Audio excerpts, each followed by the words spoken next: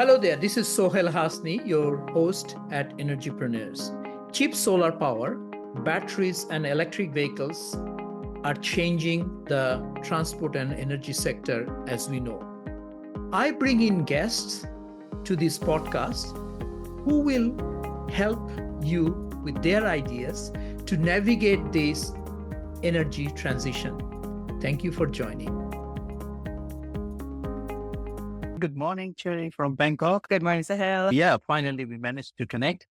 How is Queensland? Maybe you introduce yourself and tell us what you're going through right now. My name is Cherie Gregoire. I've been a clean energy expert for about 25 years now. Recently relocated to Brisbane in Queensland, which at the moment is just recovering from tropical cyclone Alfred. People are out of power here. My God.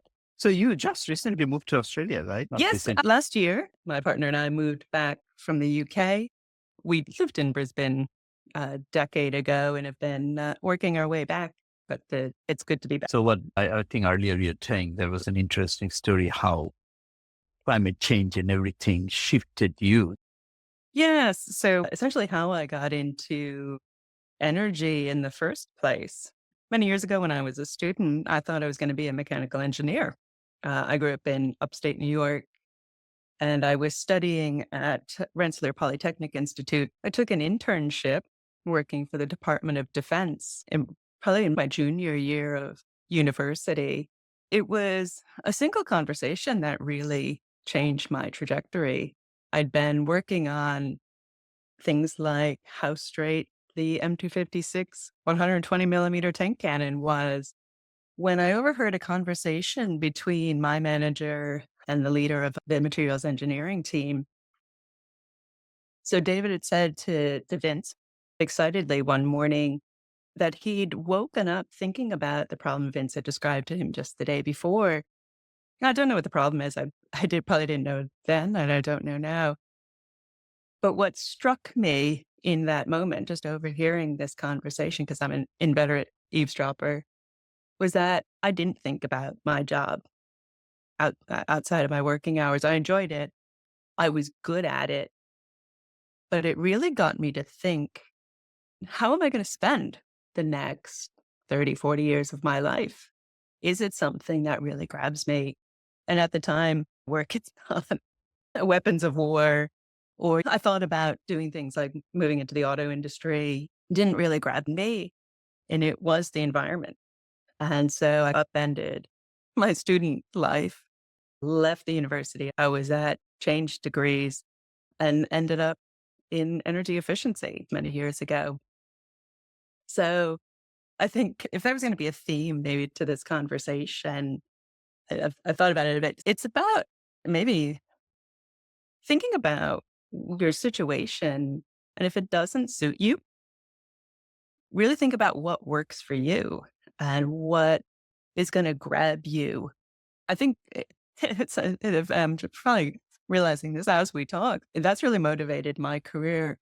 I've taken opportunities where I can, but I've also learned later in life that if you're in a situation that isn't suiting you, throwing more time at it usually doesn't fix the problem. That's a big message, right? Yeah, because this is very close to the Einstein's quote that we hear about, saying, doing the same thing, expecting a different result. If people are not happy and not excited with their work, next morning nothing's going to change unless you get up and do something else, right? Yeah, there's so much work to be done in this field. So I mentioned that I started out in energy efficiency, but I've spent the last decade working in renewable energy. It's finding your niche. It's finding what you're good at. It's finding a group of people that inspire you and motivate you and educate you. So what are the exciting renewable energy projects you have worked on or working on?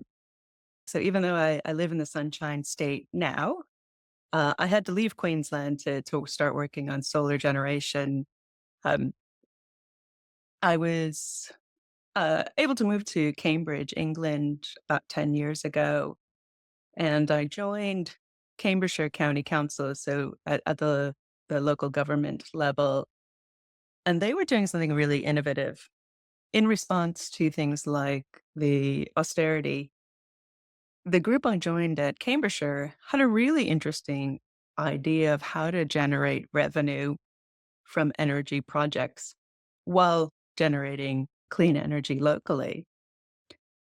So the kind of the broad bones was the fact that as a county, there were several assets that the council owns, whether that's land or office buildings, or they managed the maintained schools and had some effect over the academy schools.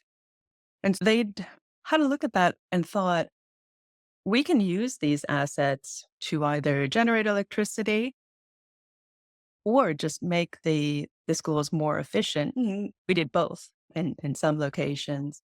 So anything from as minor as lighting upgrades, straight to biomass boiler installations and adding solar generation to school roofs, which, if you think about in the Northern Hemisphere, the school summer break also corresponds with the highest generation and the lowest demand. So at the time, there was a pretty generous feed-in tariff. And what you were seeing is that schools could avoid laying off teachers. So they had this stream of revenue. So we also took this model and used it on our own farmland. So I'd worked on a couple of different solar farms. The first, my baby, is a 12 megawatt solar farm that's operating just outside of Cambridge and benefited from the first auction that the UK government ran called Contracts for Difference, which helps to support the large scale renewable energy industry in the UK. And that's evolved over time. Just saying the interesting project that you have worked on, this 12 megawatt solar, that sounds very interesting, right? Because if you did this as of the first project and you said, it's my baby, I like that. My baby solar farm. Nobody does these alone, right? The stage I joined, the team had secured planning permission and a grid connection in the land. And so my role was securing the funding to finish off the development and then negotiating things like the operations and maintenance contract and the construction contract. So I was able to pick up on different points of the whole development cycle. So that was a good proof of concept. That was generating a couple £100,000 in revenue in its first year of operation, net revenue, which got the attention of the councillors and gave us license as a group to expand. And so I was able to focus solely on renewable energy and, almost like a kid in a candy store, started looking at all of the assets and ended up bizarrely focusing quite a bit on park and rides. So these are probably fairly universal concept, but it's a parking lot arranged outside of city centers. Cambridge is a very old city, as you can imagine, and not designed for the amount of traffic. And so dotted around the city of Cambridge are a number of these different parking areas, which were just flat parking lots. And so we started looking at those, thinking about what can we do on this space? And we came up with the idea of mini grids. So these are solar carports backed up with battery generation, but also expanding the electric vehicle charging network, running as much as possible off the solar generation. And currently, there's certainly one operating. I left the council a couple of years back, and another one fairly well progressed.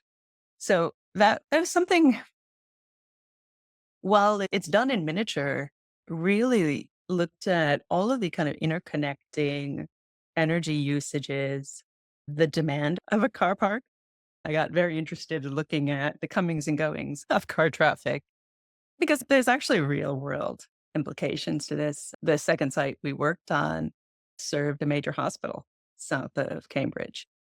If on the one hand, you've got policy to encourage people to take up electric vehicles, and you've got a major workforce, key health workers just south of Cambridge, you're going to want to make sure that you've got sufficient power to feed those EV chargers and that you're meeting the number of cars you expect to come through. So there's some really interesting challenges and all of that. I was involved in a number of discussions with the hospital themselves to buy our excess electricity. I think that did wrap up and that's happening. So it's just really interesting um, aspects that you can expand into as this sector grows and changes. Even over the time we were developing those mini grids, the attitude and the usage of battery storage changed dramatically as battery storage costs have come down. Same thing with solar modules. A project that wasn't feasible, let's say 6, 8 years ago, may become now. So, you know, if you're in the development space, maybe brush off some of your old business cases and have a look at those. This idea of running car park as a mini grid and then selling it to EV chargers and access to someone else. That's fantastic. This is almost like a franchisable idea that people just walk into a car park, say, you don't have to touch. Tell me how many square meter you got. This is the price. And no, absolutely. And especially in a climate like Queensland, it's not just generation and helping the uptake of EVs, right? You are protecting people from, from the pretty brutal sun here and the heavy rains. It's still raining out here. So I think in some ways it's a no-brainer. You have to look at things like wind shear. You are lifting essentially a much larger table of solar panels higher up in the air. Mhm. So it's a bit more expensive per watt than ground mount solar, as you can imagine. And certainly one of the really strong lessons we learned, we were retrofitting this onto existing car parks that were not designed for the correct orientation, for instance, or the UK is a fan of the fan-shaped car park. So it reduces the amount of time it takes anybody to arrive at the bus depot. That's not ideal for solar generation. And in fact, it affected the design of our carports. We really focused on the more central, in our case, south facing, being the northern hemisphere, to maximize the amount of generation. And one of the things I certainly learned quite a bit over the last decade in developing, whether that be ground mount or these solar carports, I've done some early stage development looking at closed landfills, which in a way are very hard to develop. When you're speaking to the public and getting that necessary community buy-in and really just educating, talking about all these different benefits can grab people's attention differently and generate more acceptance. Yeah, and then extra revenue always helps to sweeten any potential deals. Are you talking about things like community benefits? Yeah, community benefits, you can also say if you are in this neighborhood, you charge your electric car for free for life, and then suddenly lights come on. Right? But don't be crazy because there is a Mhm. cost to those EV chargers. And I've worked in the private and the public sectors. You have to be really careful. You've got certainly upfront costs and you get into a lot of difficulty if you start giving away a commodity. But I'm saying you can suddenly create a discussion, right? Early days like Tesla, my brother-in-law has one of those Model X. The life of the car, the charging is free from Tesla supercharger. Now somebody who was buying say, "Ooh, that is such a good deal." But at that time it was not because it's an early adopters premium, right? You were trying to grab those people to come and buy because no one was buying. You're probably paying for that electricity and the cost of your car. We can set Yeah, all of that economic socialism yeah. discussion aside. Some years back, we were driving from Darwin to Kakadu National Park. Mm. And in that drive, no gasoline station, that's 200 kilometers. If Yeah. you have an accident, stay in your car because God knows what other animals are there until you see someone else. I thought, and that environment, it should be ideal to have a solar charge, free EV charging, right? Because even if you have a gasoline station, someone has to go and fill it up. And that Yeah. labor is not there. And that's why there's no gasoline station. But if you put an EV charger, you can somehow remotely monitor. And these days, maybe you can send a robot manning that station permanently charged by solar power, right? It's brilliant. The applications of solar in remote environments, the applications, certainly in remote communities in Queensland and across Australia, I've seen mining companies taking up solar and battery storage and weaning themselves off diesel generators or just reducing their reliance on it because you've got the issue of moving in diesel to these remote areas. Yeah, like earlier, you're mentioning flying trampoline and others because when the typhoon comes in. But yeah, at the same time, if you have drums and drums of diesel as an inventory backup, that's what you need in a lot of areas, right? When you have a typhoon, how do you protect it? These things will do fly roll and vanishes in many of the developing economies. Yeah. There's an interesting statistic I just saw on LinkedIn that if we were to wean ourselves completely off fossil fuels, you would reduce ocean tanker movements by maybe 50% because a lot of them are just moving coal and oil around the world, which on the face of it just seems a bit insane. So you've got so many really interesting opportunities to think about and explore. Yeah, it's a simple number. Was X percentage of coal plants uses electricity they used in station terms, right? That's used in the station, similar, right?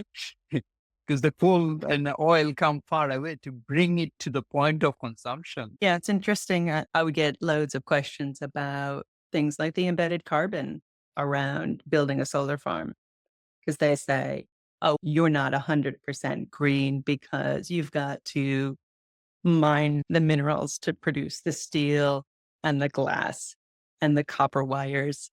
And there's some truth to that argument. But then I went away and crunched the numbers. 5 years ago, you're looking at a kind of an embedded carbon payback of 2 years from the types and sizes of solar farms that we were developing. So there's an interesting conversation to be had about the really high standard that renewable energy companies are held to that curiously maybe aren't applied to fossil fuel. I'm based at Brisbane now, and we've just weathered ex-tropical cyclone Alfred, which don't tend to come this far south.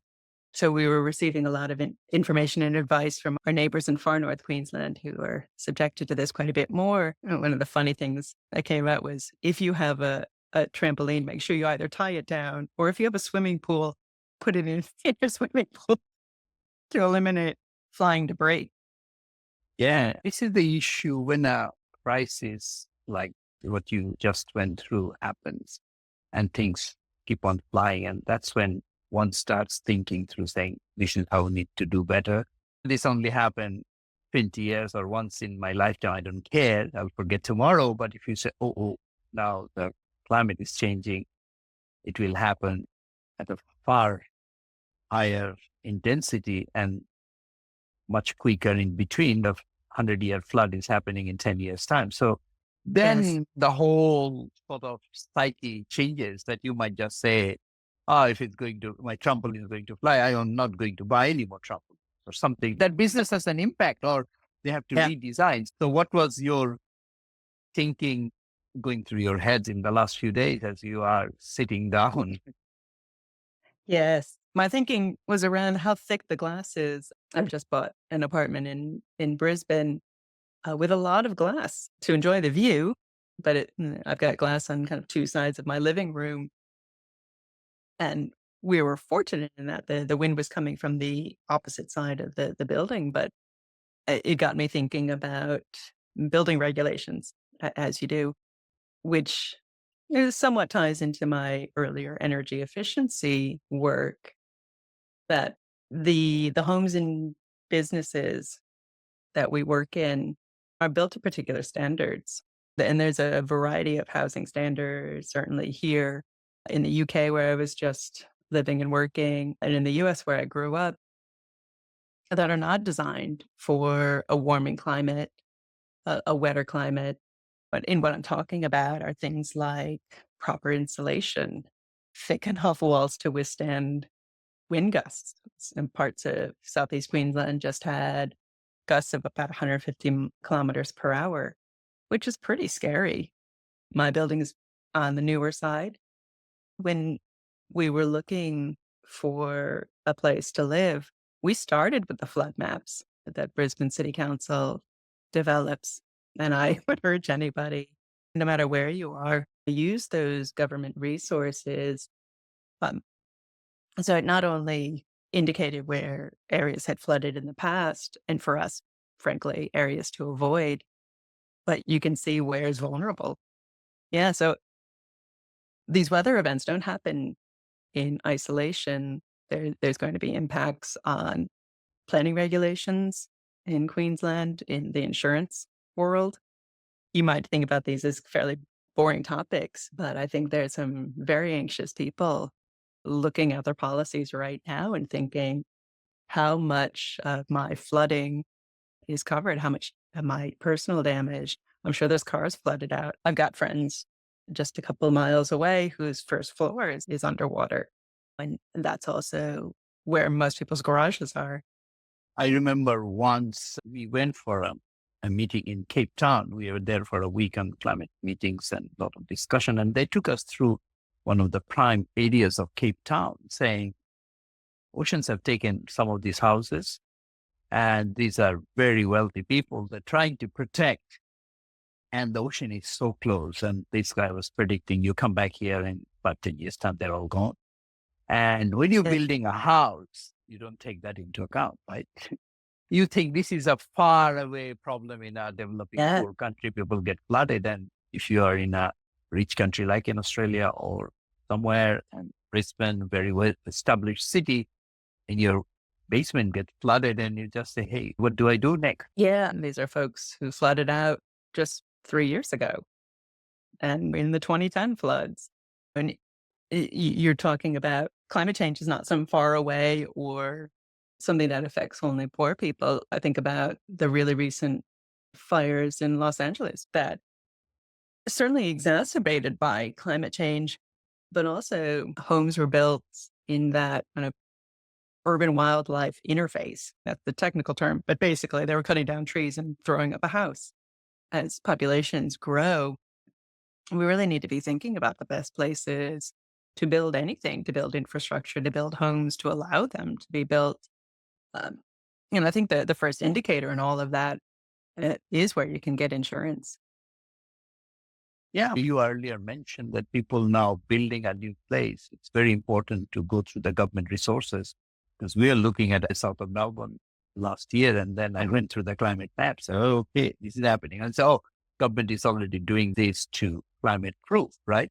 So those informations are available when you know that this is going to impact. So I think it's important, whatever side of the politics you are on, but it's important to check because the grounds rules are changing. If the grounds are shifting, and not everything are insurable as well, right? Yeah, absolutely. I've been listening to a lot of local radio to just make sure I stay informed over the last couple of days and I'm aware of when I can expect my powers to go out.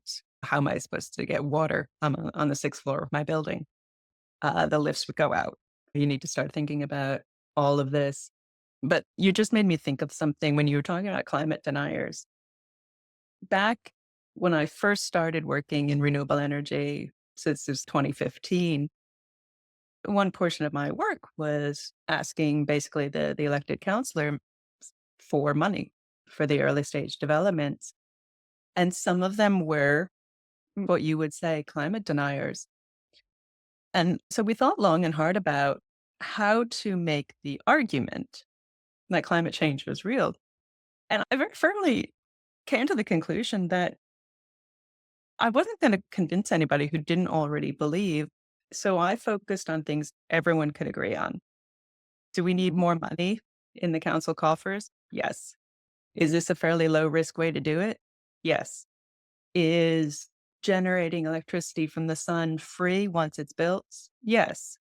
Is Cambridgeshire growing and a really attractive place to move and set up a business? Yes. I frankly really just stayed away from the climate deniers. And getting back to my earlier point, insurance companies certainly believe in climate change. Your premiums are going up, and the kind of outlays that insurance companies, I don't have figures to hand, but the kind of outlays they've been making over the last 10, 20 years have only been increasing. And those are very real. And you don't have to agree with me or science that it's due to a warming climate for us to act. Yeah, bottom line is the prices are going up. So, and Prices are going up. you ask for an insurance, they might say, sorry, I can't insure your property. That's real. They are not going to give you excuse. They'll just say, this is a corporate policy, or you're Yeah. too risky, right? So Yeah. Or your premium's gone up 50% if you want to stay insured. one other thing must have gone in through your mind, saying, you're thinking of, how do I store water on my sixth floor? Can I put 15 kilowatt hour of electricity and like a home battery or somewhere? I'm not going to press my luck quite yet with Body Corporate. We've only just bought the unit, but it is something I've thought about. We are north facing. We do have a nice balcony. I would have to use all of my skills to convince Body Corporate to allow me to do that. But we do have space for it. And I have seen around Brisbane, somebody had used old solar modules to build a fence. It's an interesting way to recycle. Not only that, in Germany, balcony solar is very popular, right?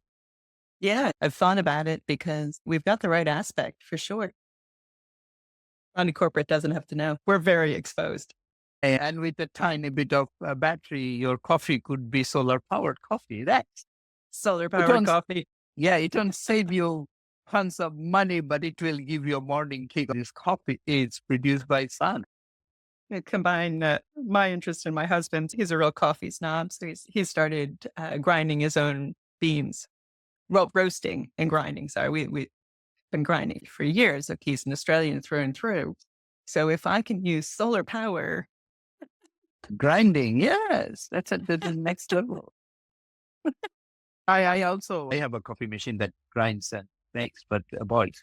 It's quite I don't know. It must be at least 600 watt. So you need a battery with a bit of 3C discharge. On a serious note, because average Australian consumption is about 15 kilowatt hour, right? Mm-hmm.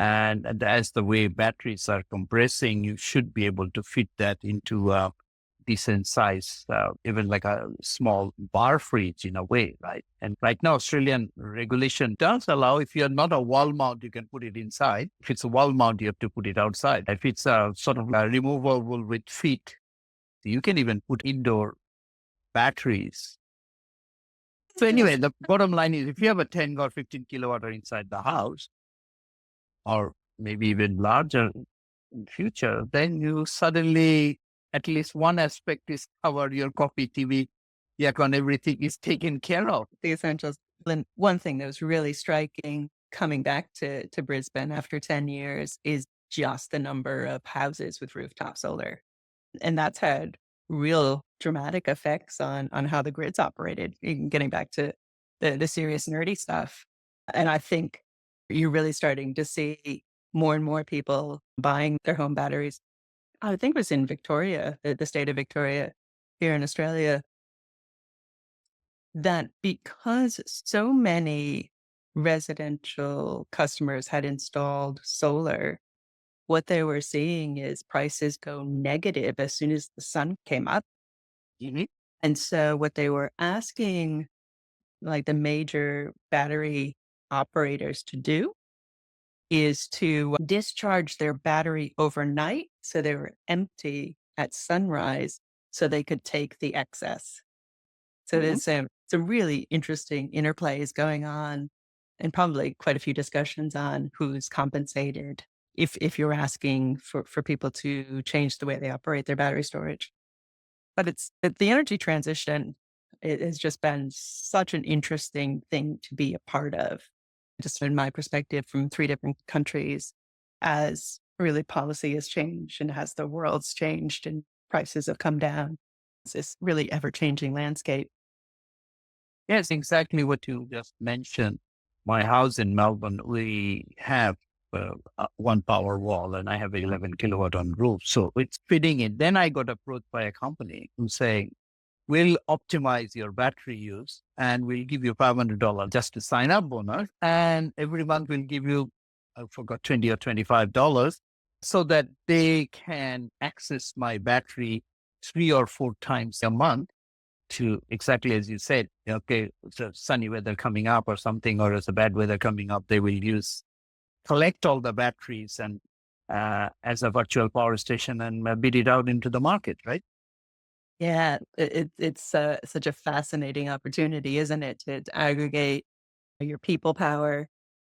One of the interesting projects I assisted on in Cambridgeshire, there was a community, mm, oh, about 10 miles from Cambridge that came to us. They were operating primarily on oil. They were looking to install a community heat pump.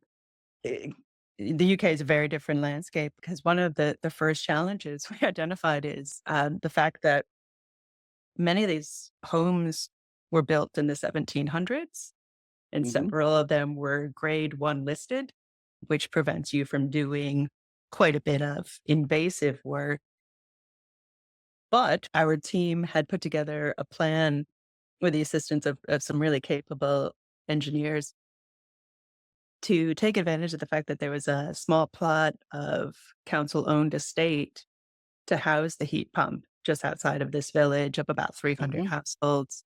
But also, what we found was the energy needs of the heat pump could be served by a solar farm we were developing. So, some really interesting conversations with that community about how to move them off having oil tanks sunk into their gardens and how to upgrade their heating systems and their water heaters. But this little things adds up though. Like earlier when we started discussion, you're talking about the operating mini grid, the car park. Okay, they are Mm. accessing. But just then next you said, oh no, we can just connect to the grid as a power station because it could be the V2G. All the cars that are connected then can supply maybe a megawatt hour or something sitting in there. I mean, in case of emergency, you just ask all the cars, go and connect to this and we'll give you $50, whatever the numbers are, right? People will go and connect them. In developing the smart energy grids on car parks, you had to balance the energy needs of running electric vehicles Mm-hmm. against what you could generate, Mm-hmm. which of course fluctuates not only over the day, but across the season.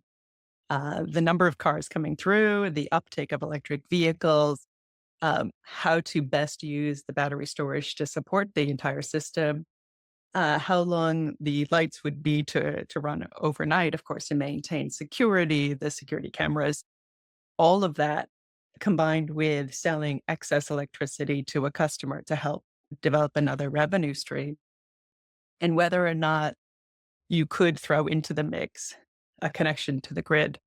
And we have two very strong opposing opinions about that. And I can't frankly remember where we landed, but we did island the mini grid in the end so that the system solely was either purchasing electricity from a power purchase agreement customer or Mm-hmm. selling excess to it at those times. Because again, working in the UK context, the lowest solar generation happens right around Christmas, where Mm-hmm. you're also seeing probably peak usage of these car parks, which service Cambridge, which was a big tourist location and shopping destination.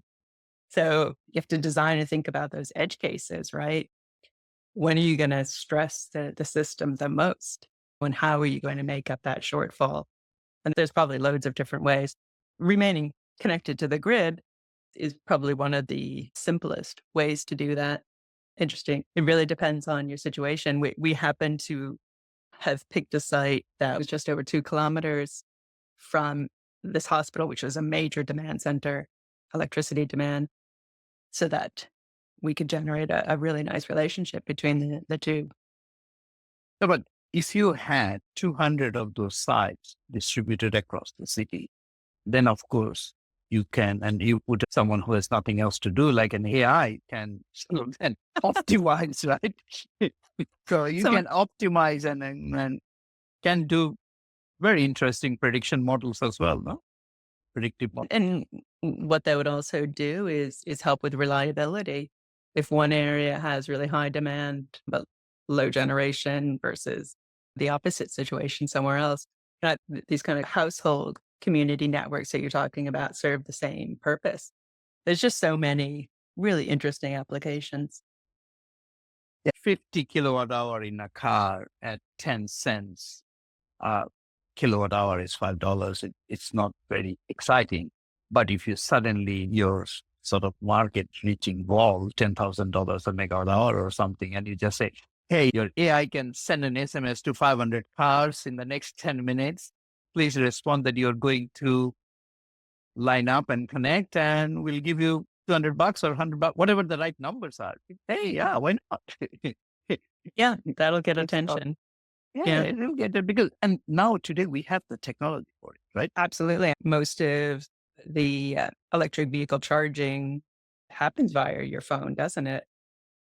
And even more exciting would be you might just try to go out and say, oh, where is my car gone? The car has realized it's selling electricity because that's how it is programmed, right?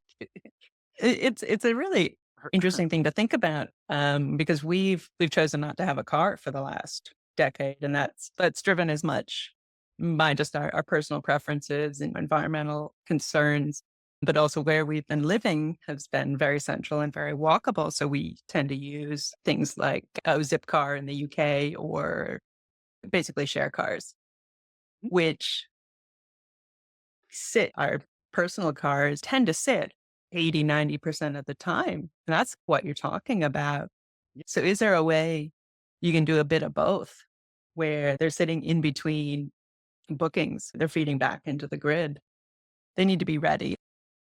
Or you can sell it to the market like the way the Victoria, Tasmania interconnection is, right? So if someone can come and buy the right as an auction based on the last year's revenue, there's so many people looking for places to put their money in, and you take a bit of risk. I'm sure there are people who will buy. So if you generate income, I'm sure there can be many ways to finance it. People will set up tax schemes. Come on. You've really put your finger on it. The last several solar and battery storage developers that I've worked for have been backed by major financiers that are taking things like pension funds and investing them in big battery storage and solar farms because they recognize that there's a steady revenue to be had. They're not necessarily greenies. They're just saying, this is a smart place, a smart, secure stream of revenue we could be creating. Yeah, in a world where hardly it's getting difficult more and more to find businesses like a steady revenue because especially in the power industries, the PPAs are gone. Those people who grew up with PPAs, power purchase agreement, now saying, oh my God, we have to take the market risk. Can somebody give us a fixed number? So easy to put into a spreadsheet and do an NPV and do a valuation, right? Yeah. So if someone has any other revenue form that has a bit of baseline, fixed the revenue scheme, of course. Kind of what you're getting at is this concept of certainty. And I mentioned earlier that I've done a lot of my career in the public sector. And it's been that lack of policy certainty had quite a bit of influence, not only on the industry, but on my career path. I mentioned I left Australia about a decade ago, and that was at a time, if most of your audience is Australian, they would remember things like the price on carbon that the Prime Minister Julia Gillard had brought in, and then Tony Abbott repealed. And there's also a slashing of things like the feed-in tariff for solar generation and a move to deregulate the market, which made the kind of work that I was doing much more difficult. So I was working on minimum energy performance regulation, which is a technical kind of boring title, but a really smart way to reduce the amount of energy people are using day to day. So essentially what it did is recognize the fact that Australia is not a producer, is not a manufacturer of appliances, electronics. It's largely an import country, right? And so by putting minimum energy performance standards in place, we were saying, hey, there is out there in the world, in either EU or US regulation, it says, oh, your refrigerator can be built to a higher energy efficiency standard, and it's being done in these other markets. You can't import a lower rated appliance into this country. And it was really effective. You just stop it at the borders. And I always contrast that with the experience I had working for the state of New York. Part of my time there was working on residential energy efficiency. And some of that was trying to influence behavior change and purchase decisions through things like the Energy Star program in a much different market where you've got manufacturers supplying the New York State market and loads of consumer choice.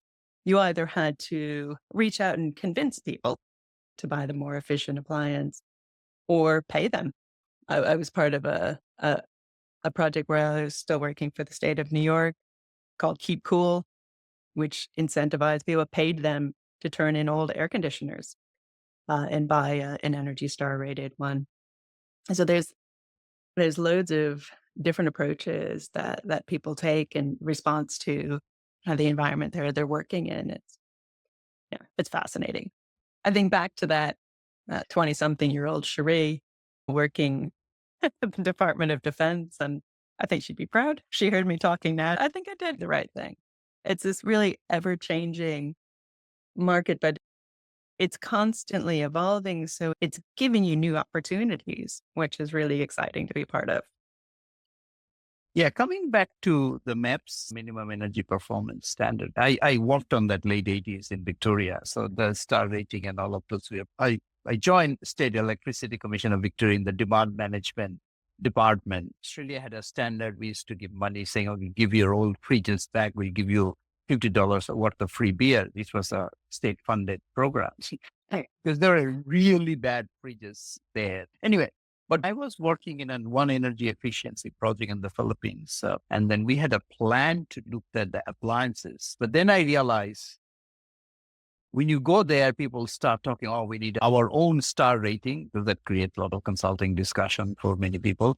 And then we are going to make sure it happens. Okay, we need a lab to be able to test. This is how people slow you down. So then I was saying, no. You know what I would do if we do? I went to buy a fridge just to show off these little $10 gizmos that you can buy. I said, oh, connect it. Oh, this is 300 watt. He said, no. I said, I don't care what the label says. I was looking for a grant at that time. We had the money too, because the industry got scared. I said, we are going to give 500,000 of those for free or 50,000 as a start. Give it to people and just teach people how to use. Suddenly, everyone everywhere knows what their wattage of television, and we run a billboard ad saying, go home and check what's the wattage of your television. Create an awareness. I don't need star rating if I can measure. So I think maybe we have to go, because now the tech is so cheap. And you just get somebody to run a TikTok video saying, my fridge is 50 watt, what is yours? And then everybody goes and check. You're bringing up a really interesting idea that when I first joined Queensland government back in 2010, we were in the midst of a drought. And on the news every night, they would talk about the levels of water in the dam. And it was a really powerful communication tool to get people to stop watering their lawns, be a lot smarter about their water consumption. And so we started to think, how can we do this with electricity? It's not as visible. My manager had come up with the idea, how do you make it visible and how do you make it competitive? And so in Queensland, we worked with the energy companies to put on people's bills a comparison. Your household usage is X. This is how it compares to the same size household. If you are higher, we were hoping for a little bit of self-reflection. Human psychology, I think, plays quite a bit into this. We've talked about climate deniers, enlightened self-interest in this conversation, that competitive nature that's inherent in people. How can we harness that for good? In a world where, I don't know, knowledge is supposed to be free with AI, but with disinformation and others, God knows where we'll end up. So I think it's seeing things, touching things. We in the Philippines ran TV Olympics. That's what I call. We advertised. So we got all the major TVs from, we were partnering with the retailers. They give us 5 of each kind. I had someone I used to call him Mr. MacGyver. So he put into a gizmo. So we had on a display how many wattage each of these TVs are running, and the minimum user wins. After, we were planned to run a week. After 2 days, one of the major manufacturers, who I don't want to name here, called me saying, "Can we withdraw?" I said, "Why?" "We don't bring our best televisions in the Philippines. You've got us. If you really want, give us a month, we'll give you the best TVs, but can we pull out?" And I didn't want to be on the newspaper on there. I said, "Okay, you can pull out. But don't please make any announcement." I had a detailed data. And at the end, Department of Energy, everybody said, let's not publish all those details, because we're getting, of course, it's not today's social media days, but people was looking, I have that television. Oh my God, my television is number 5. But to making that information available and approachable and relatable, people could relate. I was quite amazed as well. So I think in a world where we are supposed to have too much information, or we are getting too much information, God knows what is what. But I think this sort of little experiments at community level may be the ultimate way to bringing awareness and people make collective decisions. No? Yes, don't underestimate people's competitive nature. Influence them in the proper direction. Japan had it for years. You go to large building, they said this building's consumption is X kilowatt hour per square meter. So if you're a CEO or owner of the major thing in the building, you will go and ask the engineering manager why mine is 30% more than my next door, right? Yeah. Similarly, we used a similar tool when we were adding solar generation to schools. We would install a monitor to say, hey, here's how much we've generated yesterday. Here's how much we've generated since installing. I think it really sparked a lot of curiosity and pride. I think the next generation, they're going to grow up with this as just a matter of course, rather than some newfangled equipment. And the younger generation coming up is just really switched on. Of course, I've seen Greta Thunberg, but they're connected, they're educated, and they're motivated. So I'm curious to see where they go. Yes, but that's what I also think on electric vehicle. The way companies are marketing the car is not the right way. I think who has it in New South Wales that one of the power utility was giving you electric vehicle a flat per month fee. So because it's their electricity and how much you're going to consume.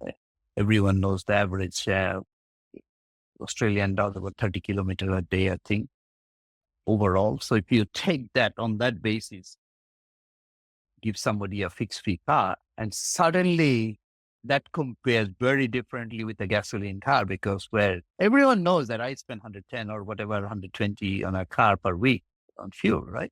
And if somebody gives you a fixed fee, you don't need any signs. I'm going to use this a lot more. Yeah. It's interesting you should say that, because we did toy with buying either a hybrid or an electric vehicle. So we went and did a number of test drives. And my husband's a social scientist and I'm an energy nerd. And when you inquire, does this come in any kind of non-animal product? Who is your market? Is part of the question. Is it just a luxury brand? Is it a status symbol? For us, it's a way just to get around and do our shopping, get down to the beach. We want to have it the lowest environmental impact we can. And in the end, we decided we weren't going to buy a car anyway. Battery life is good. We own an electric car, and I think I was stupid enough also to take it on the first or second day. So I'll go to Sunshine Coast from Sydney, which is quite far. We leisurely started around 10 o'clock in the morning or almost afternoon.